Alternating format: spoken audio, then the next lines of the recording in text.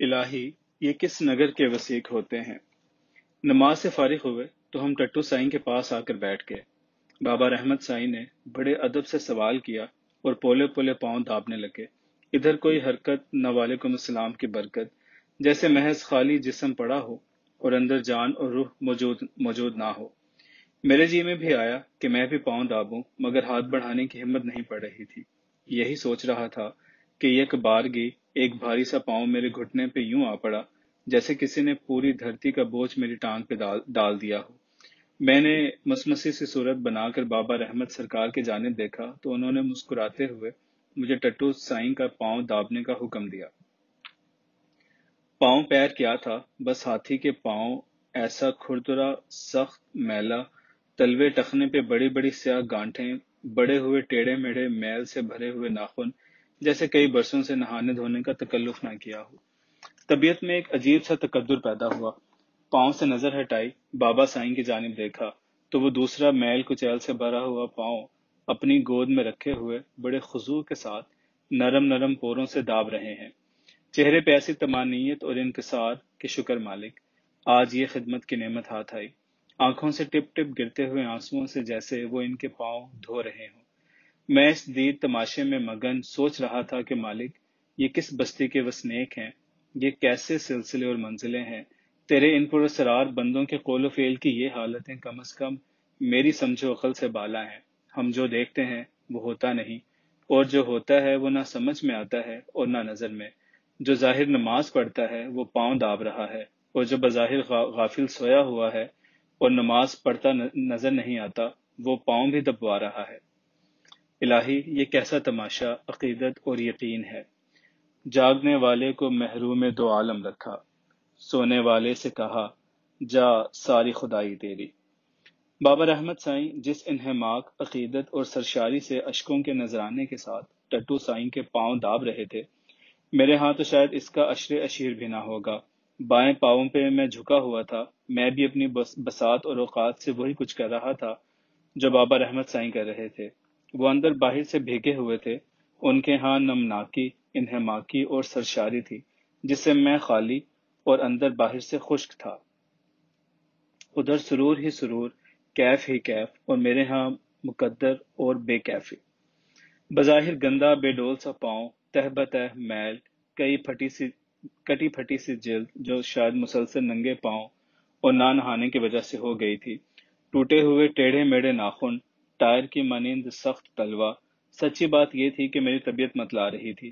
بے دلی سے لگا ہوا تھا کہ ماحول ہی کچھ ایسا بن گیا تھا، اور پھر بابا رحمت سائیں نے بھی تو پاؤں دابنے کا اشارہ کیا تھا۔ میرے اسی طرح سے جی بیزار کر لینے میں کچھ میرا قصور نہ تھا۔ میری طبع ہی ایسی تھی کہ پل میں پار اور اگلے لمحے ٹوٹا تارا، مزاج میں تلون دو دھاری تلوار کی طرح دھرا ہوا تھا۔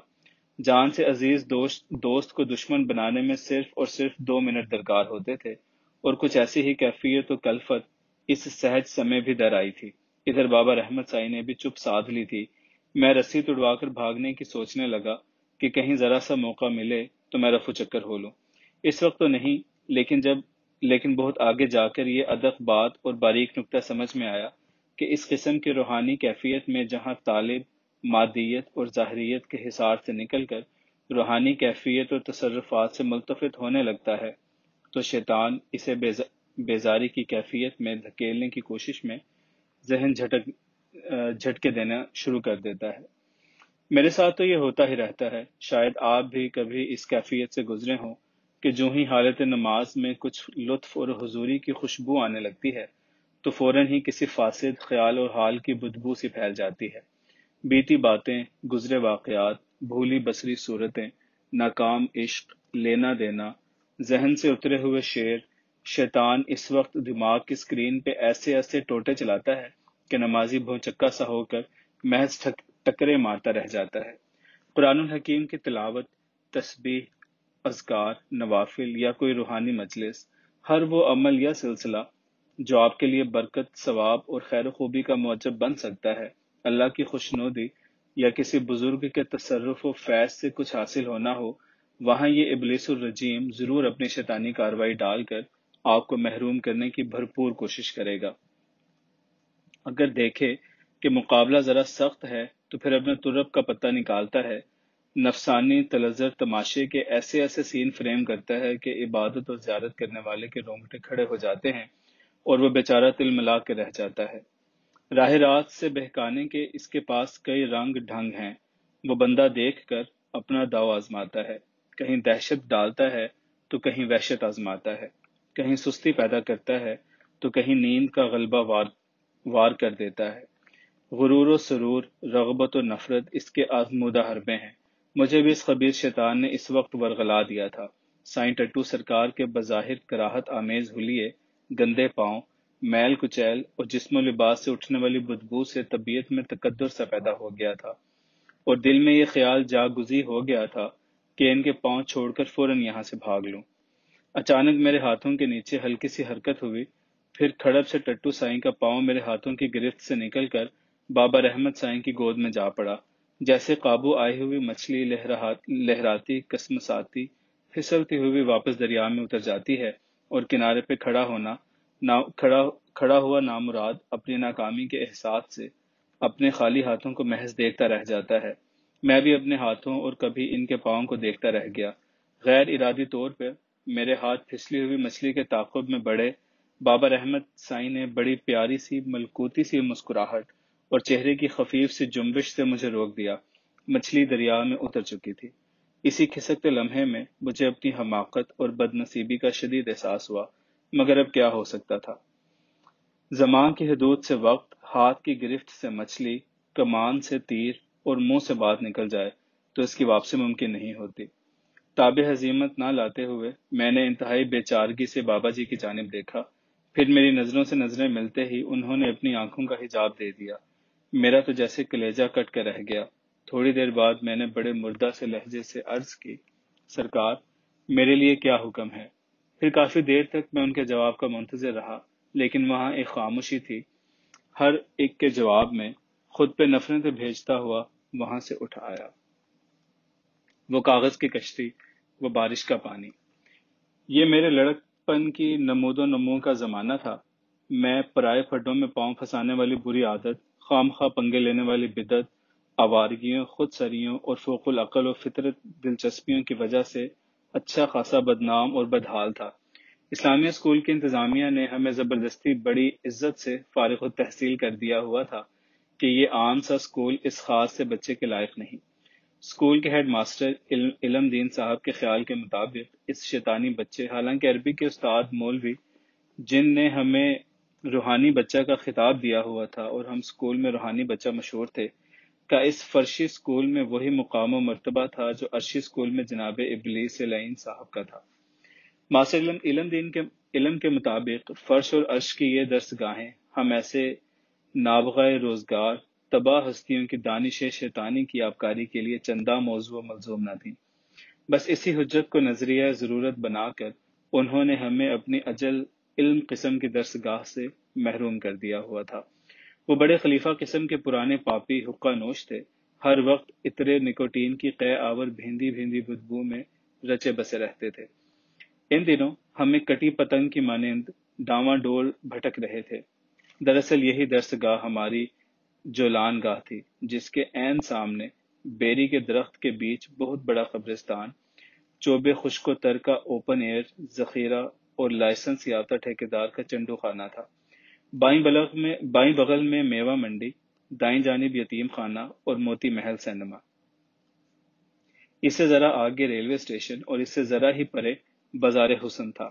ایسے علم و عرفان اور عاقبت پرور ماحول سے چھٹ کر ہمیں ایک عجیب سا ذہنی اور جذباتی جھٹکا لگا ہوا تھا۔ اسکول کے قرب و جوار سے گزرنا بھی متروک ہو چکا تھا۔ مبادا اس علاقے کے دکانداروں، چھاپڑی اور ریڑھی والوں سے کوئی پھڈا پڑ جائے۔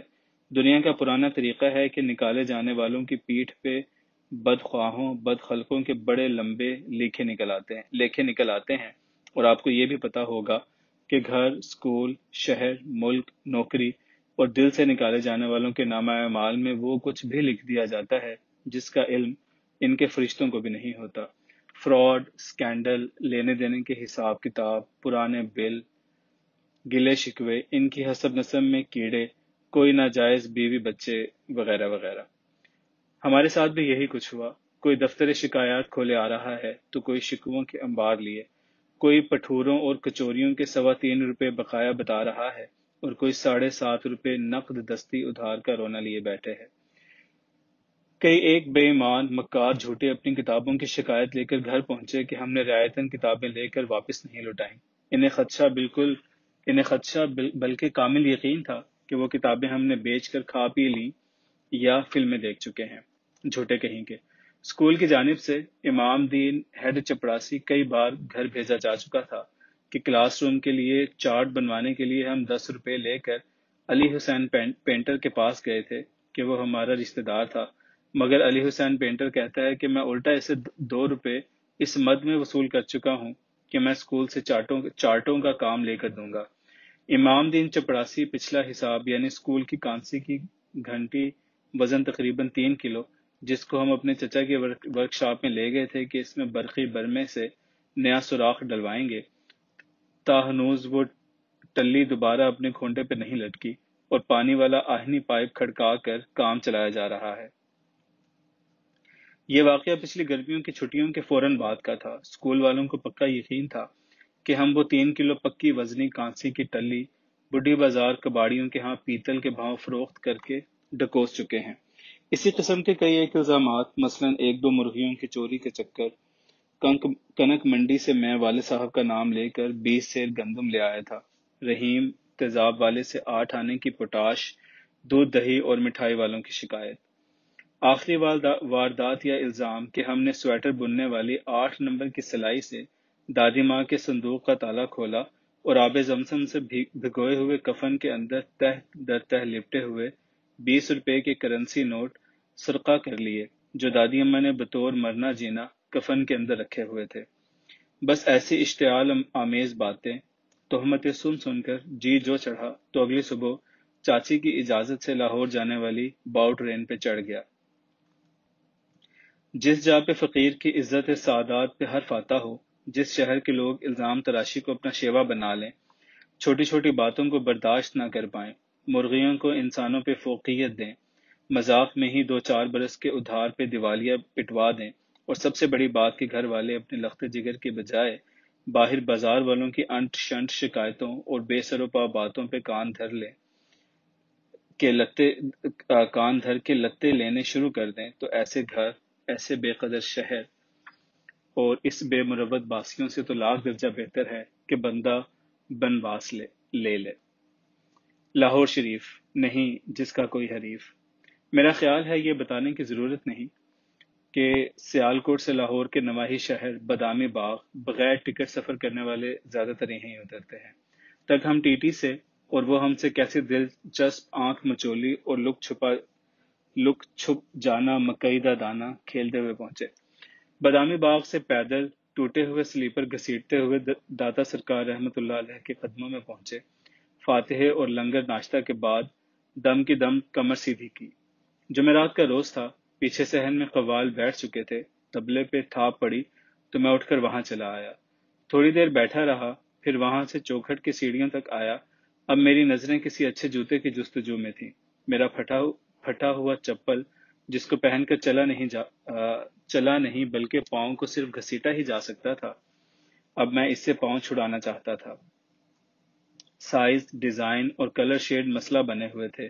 بظاہر میں چوکھٹ کے اندر کھڑا فاتحہ پڑھ رہا تھا، لیکن اصل میں پھیلے ہوئے ہاتھوں کی انگلیوں کے درمیان سے زائرین کے اتارے ہوئے جوتوں کو نظروں سے ٹٹول رہا تھا، لیکن ہنوز کوئی جوڑا نظروں میں جچا نہیں تھا۔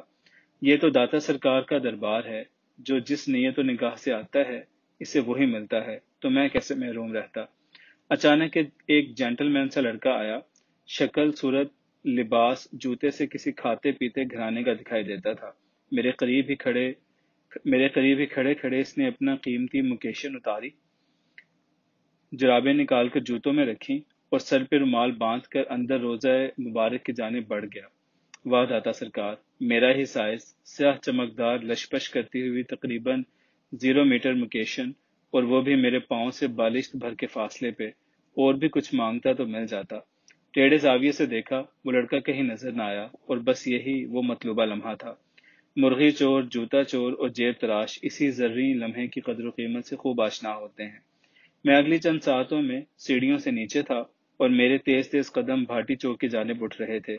میری مست خرامی قابل دید تھی، یہ داتا سرکار کے جوتوں کا اعجاز تھا یا لاہور پہنچنے کی خوشی۔ بھاٹی چوک تک پہنچتے پہنچتے میں فراموش کر بیٹھا کہ میرے پاؤں کے نیچے جو پیزار ہیں وہ سرقہ بالخواہش ہیں، اور لاہور میں یہ میری پہلی حرکت بالضرورت تھی۔ انتہائی ضرورت یا حاجت میں ایک حد تک تو یہ کچھ جائز ہو جاتا ہے۔ یہی کچھ بنتا ادھیڑتا میں انارکلی کے سامنے مسلم مسجد کے نیچے پہنچ گیا۔ یہاں سیالکوٹ اسٹیشن کے سامنے ملک نیوز ایجنسی والوں کی برانچ تھی۔ اس کا نام بھی ملک بک ڈیپو تھا، جس کے مالک سیالکوٹ کے مشہور صحافی ملک محمد اسلم صاحب تھے۔ کئی بار میں پہلے بھی یہاں والد صاحب کے ساتھ آیا تھا۔ اس دکان کا انچارج فرید نامی ایک لڑکا تھا، عجیب ملنگ سا۔ ادب لطیف کے مرزا ادیب کے دفتر والی بلڈنگ کے ایک کمرے میں اس کی رہائش تھی۔ واجبی سی واقفیت کی بنیاد پہ میں اسے دکان پہ بیٹھے دیکھ کر رک گیا۔ اس نے بھی مجھے دیکھ لیا تھا، ہلکا سا مسکرایا اور ہاتھ کے اشارے سے مجھے دکان پہ بلا لیا۔ تپاک سے ملا، اندر کاؤنٹر کے پیچھے سٹول پہ بٹھایا، حال چال پوچھا، بتایا کہ ابھی ابھی پہنچا ہی ہوں۔ میرے انکار کے باوجود اس نے میرے لیے سامنے چوک سے فالودے کا جل تھل پیالہ منگوا لیا اور پوچھنے لگا کہ لاہور کیسے آنا ہوا۔ بس بھائی کیا کہوں کہ کیسے اور کن حالات میں آیا ہوں۔ اگر کر سکو تو میرے لیے کسی چھوٹی موٹی نوکری اور رات سونے کا کہیں بندوبست کر دو۔ وہ میری جانب دیکھے بغیر کمال لاپرواہی سے بولا، بچے بندوبست تو سارا ہو جائے گا، مگر یہ بتاؤ کہ گھر سے بھاگ کر آئے ہو یا… فرید بھائی آپ سے تو جھوٹ نہیں بولنا چاہیے، آپ کو پتہ ہے کہ میرے والد صاحب بڑے ملک صاحب کے دوست ہیں۔ ہاں ہاں کاکا مجھے پتہ ہے، اسی لیے تو میں پوچھ رہا ہوں کہ گھر سے بھاگ کر آئے ہو یا واقعی کوئی نوکری کرنے۔ فرید بھائی میں سیالکوٹ سے تنگ آ گیا ہوں، سیالکوٹ کا کوئی اسکول مجھے قبول نہیں کرتا، گھر محلے والے مجھ سے خدا واسطے کا بیر رکھتے ہیں، مجھ پہ نہ تو کوئی اعتبار کرتا ہے اور نہ ہی کوئی ادھار دیتا ہے، اور نہ ہی چاچی کے علاوہ کوئی مجھ سے پیار کرتا ہے۔ ان حالات میں سوائے گھر سے بھاگنے کے اور کوئی راستہ نہیں تھا۔ وہ بدستور حساب کتاب کرتے ہوئے مجھے دیکھے بغیر زیر لب مسکراتے ہوئے پوچھنے لگا، یہ چاچی کون ہے؟ بس وہ میری چاچی ہے، دنیا میں واحد ہستی جو میری 1,00,000 برائی کے باوجود بھی مجھے 1,25,000 کا لال بد خشاں سمجھتی ہے۔ میری چاچی کا ہر فلسفہ اور ہر معاملہ عجیب و غریب سا اور الٹا ہے۔ فرید نے انوائس بک دراز میں پھینکتے ہوئے بھاری شیشوں والی اینک کے پیچھے سے مجھے گھورا۔ گول گول آنکھوں میں عجیب سی حماقت کے علاوہ حیرت بھی تھی۔ موٹے موٹے بھدے ہونٹوں کے پیچھے سے پانی کی پچکاری سی سرکتے ہوئے پوچھنے لگا، مثلاً ہر فلسفہ معاملہ کیسے الٹا ہے؟ مثلاً ایسے کہ وہ کہتی ہے نیک پارسا 1,00,000 کا اور گناہ گار خطا کار 1,25,000 کا۔ اچھے کو مت چھوؤ لیکن برے کو سینے سے لگا کر رکھو، اتنا بھینچو کہ وہ بھنڈی کا بیج بن کے رہ جائے۔ فرید بھائی آپ کچھ سمجھے؟ دریائی گھوڑا، کچی اینٹ، پکا روڑا۔ موٹے شیشوں اور بھاری فریم کی اینک پہننے والے بڑے گاؤدی سے دکھائی دیتے ہوئے ایسے لوگوں کے کان ہاتھیوں جیسے، ہونٹ سرخ موٹے بھدے ہونٹوں اور مسوڑوں کے درمیانی خندق میں پچ پچ پانی بھرا رہتا ہے، آنکھیں جنوں کی طرح گول اور کسی بھی تاثر سے یکسر خالی، پیشانی تنگ، گردن گینڈے سی ہوتی ہے، مگر ایسے لوگ بڑے ہمدرد، مخلص اور اچھے برے وقت ساتھ دینے والے ہوتے ہیں۔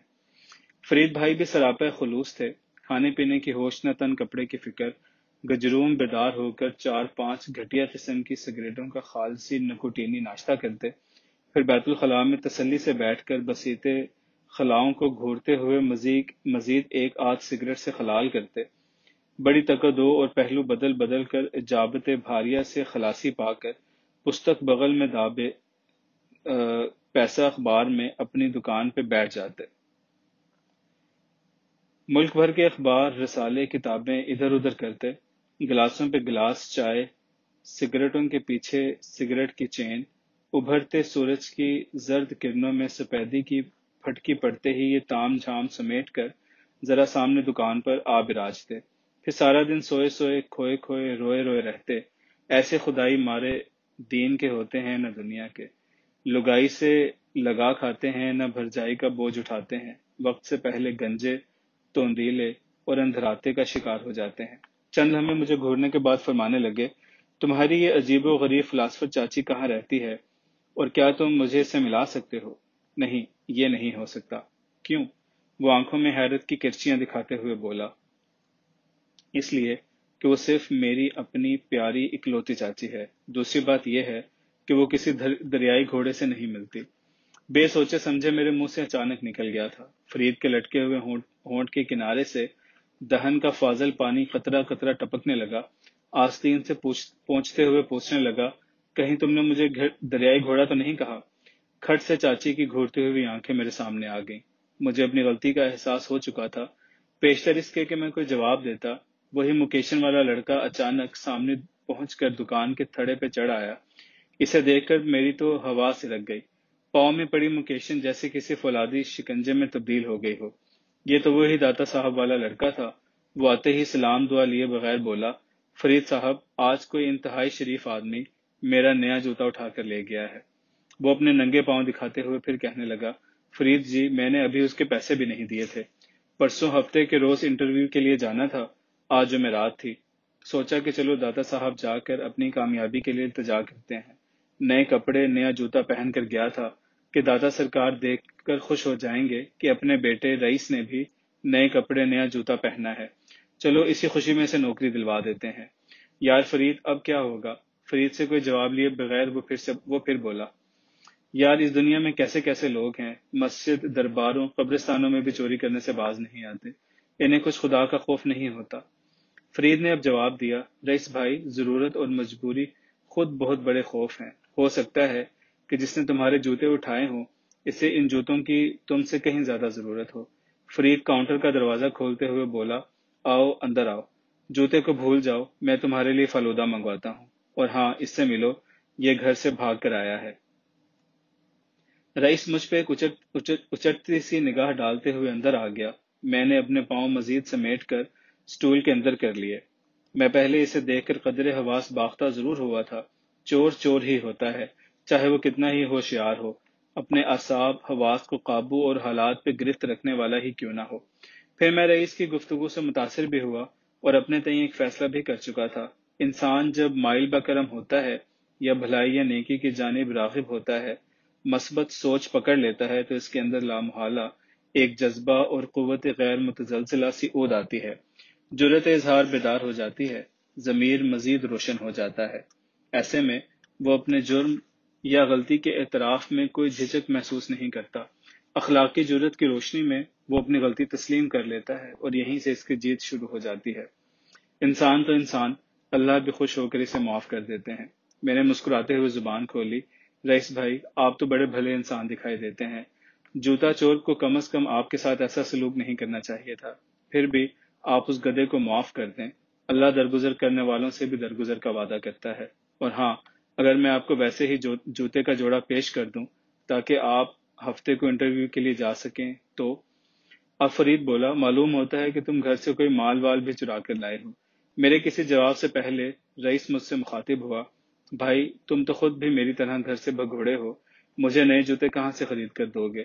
پورے 4 روپے کے تھے، ابھی تو پیسے بھی نہیں دیے۔ ویسے تمہاری ہمدردی اور پیشکش کا شکریہ۔ میں پھر بولا، رئیس صاحب، آپ رئیس آدمی ہیں، چلیں اس جوتا چور کو صدقے دل سے معاف کر دیں۔ اتنا کہہ دینے سے آپ کو بھی سکون مل جائے گا اور وہ کتا بھی پھر اطمینان سے جوتا پہن سکے گا۔ بھائی جوتا تو میرا گیا ہے، اسے کتا کہہ کر آپ گنہگار کیوں ہو رہے ہیں؟ یقیناً کوئی ضرورت مند ہوگا، مجھے کہتا تو میں خود اسے پیش کر دیتا۔ فرید نے ہلکا سا قہقہا لگاتے ہوئے کہا، رئیس صاحب، جن کے ہاں چوریاں ہوں یا جن کے جوتے اٹھا لیے جائیں، بعد میں یہی کچھ کہتے ہیں، خوشی سے کوئی بھی نہیں دیتا۔ آپ ایمانداری سے کہیں کہ اگر کوئی آپ سے وہ جوتے مانگتا تو آپ دے دیتے؟ بالکل، بلکہ میں فوراً اتار کر پالش کرتا اور بڑے کھلے دل سے اسے پیش کر دیتا، پھر اس سے مزید پوچھتا کوئی اور خدمت۔ رئیس کی اس بات پہ میں نے ہلکی سی تالی بجائی اور مخاطب کرتے ہوئے کہا، رئیس بھائی، فرض کریں وہ بھلا آدمی اگر اب آپ کو مل جائے اور جوتے واپس کر دے تو کیا میں اسے کھلے دل سے معاف کر کے سینے سے لگا لوں گا؟ رئیس نے بڑے پختہ لہجے میں یہ سب کہا تو میں اٹھ کر اس کے سامنے کھڑا ہو گیا۔ رئیس بھائی، مجھے اپنے سینے سے لگا کر اتنا بھینچیں، اتنا بھینچیں کہ میرے آنسو نکل آئیں۔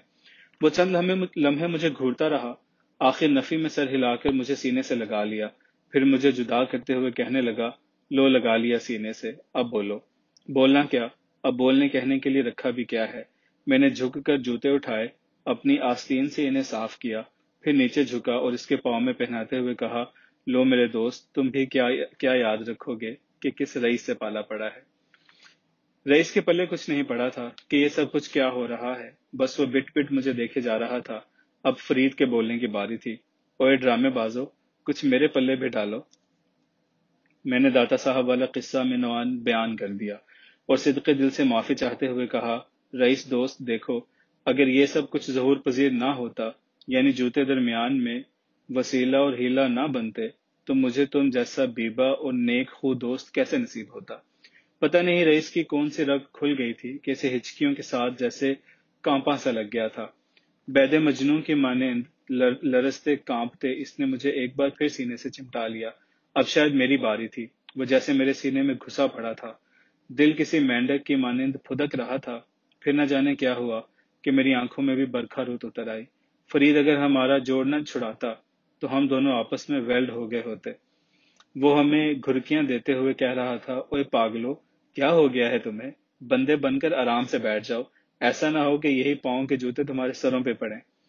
ہم دونوں آنکھیں پوچھتے ہوئے بیٹھ گئے۔ فرید سگریٹ سلگاتے ہوئے مجھ سے مخاطب ہوا، او بھائی جوتی چور، یہ تم کیا ڈرامہ کر رہے تھے؟ ایک چوری دوجے سینہ زوری۔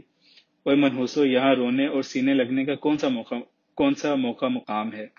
رئیس اپنے جوتوں کو دیکھتے ہوئے کہنے لگا، فرید بھائی، آج تو ذرا یوں ہی ان جوتوں نے رونے کا مقام پیدا کر دیا ہے، ویسے میرا جی کئی دنوں سے رونے کو چاہ رہا تھا۔ آپ کو شاید معلوم نہیں کہ میں مہینے عشرے میں ایک آدھ بار خوب تسلی سے رو لیتا ہوں، اس طرح دل و دماغ پہ پڑا ہوا غبار چھٹ جاتا ہے، آدمی ہلکا پھلکا سبک دم ہو جاتا ہے۔ فرید موٹے موٹے آتشی شیشوں والی اینک کے پیچھے کھا جانے والی نظروں سے گھورتے ہوئے ہاتھ جوڑ کر بولا، او بھائی گجراں والیے، یہ رونے دھونے اور جی ہلکا کرنے والا کام کم از کم آئندہ میری دکان پہ نہ کرنا۔ رونا دھونا دیکھ کر سن کر مجھے بڑی وحشت ہوتی ہے، نحوست الگ پھیلتی ہے۔ پھر وہ میری طرف گھوما اور اسی طرح ہاتھ جوڑتے ہوئے کہنے لگا، اور تم بھی بھائی سیال کوٹیے، بگھوڑے المشہور جوتی چور، یہ میرے باپ کی دکان نہیں ہے اور نہ ہی میں نے یہاں کوئی صدا ورت لگا رکھی ہے۔ روپے پیسے کا معاملہ ہے، جو دادا سرکار کو نہیں بخشتا وہ باب فرید کو چھوڑے گا؟ اٹھو بھائی، جاؤ اپنے اس دوست کے ساتھ جس کے سینے سے لگ کر تم نے ٹسوے بہائے ہیں، اس کے ہاں رہنے سونے کی جگہ بھی موجود ہے، تم دونوں کی آپس میں بنے گی بھی بہت خوب، ایک چور دوسرا گرہ کٹ، ایک سیال کوٹیا دوسرا گجراں والیا، میں تو دریائی گھوڑا ہوں، میرا آپ سے کیا تعلق؟ میری تو آنکھوں میں خون اتر آیا۔ اس کی یہ بے بھاؤ کی سن کر میرا دماغ کھولنے لگا، پھر بھی خلاف طبیعت میں ذرا تحمل سے بولا، فرید صاحب، آپ نے بہت کچھ کہہ لیا ہے، میں آپ کو کوئی جواب نہیں دیتا کہ ایک تو آپ مجھ سے بڑے ہیں اور دوسرے میں آپ کی دکان پہ بیٹھا ہوں اور آپ کا فلودہ بھی کھا چکا ہوں، اور پھر یہ دکان ملک اسلم صاحب کی ہے جو میرے ابا جی کے دوست ہیں۔ باقی رہی جوتی اور اس کا چرانا، تو یہ میرا ذاتی فعل ہے جو غلط تھا۔ میں نے جوتے واپس کر دیے کہ رئیس بھائی کو ان کی مجھ سے زیادہ ضرورت ہے۔ اس وقت جوتا میں نے یہ سمجھ کر اٹھایا تھا کہ جوتے والا کوئی امیر رئیس ہوگا، کیونکہ ایسا نفیس قیمتی جوتا کوئی مجھ جیسا غریب غربا تو خریدنے یا پہننے سے رہا، لیکن مجھے کیا پتا تھا کہ جوتے والا بس نام ہی کا رئیس ہے اور اندر سے مجھ سے بھی گیا گزرا فقرا ہے۔